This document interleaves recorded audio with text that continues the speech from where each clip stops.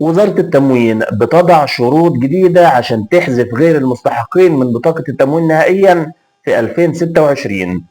وزارة التموين والتجارة الداخلية في مصر أعلنت عن تحديث جديد وقوي جدا في نظام الدعم التمويني لسنة 2026، واللي بيدخل فيه تغييرات كبيرة فيما يتعلق بحذف غير المستحقين من بطاقة التموين نهائيا. أولا، إيه الهدف من التعديل ده؟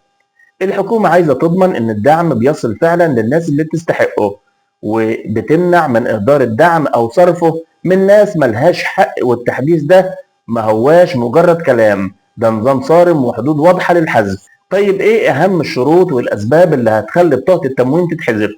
لو في البطاقة أرقام قومية غير صحيحة أو متكررة، لو العيلة لسه بتصرف دعم لأشخاص متوفيين، أو وجود أشخاص مش من الأسرة أو لا علاقة قانونية لهم بصاحب البطاقة. كمان أفراد عايزين يقيموا في الخارج لفترة طويلة وياخدوا دعم بدون ما يرجعوا. التموين مش بتلغي الدعم عشان الإلغاء، ده عشان ترشده وتوصله لأهله الحقيقيين، وده هيساعد في توزيع السلع التموينية بشكل أنظف وأكفأ في السوق المصري.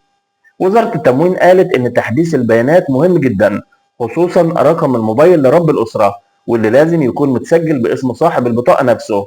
كمان تقدر تعمله من خلال مكاتب التموين وفي المحافظات المختلفة، أو من موقع دعم مصر الإلكتروني بإدخال رقم البطاقة التموينية اللي هم ال 12 رقم والترخيص للموبايل الجديد.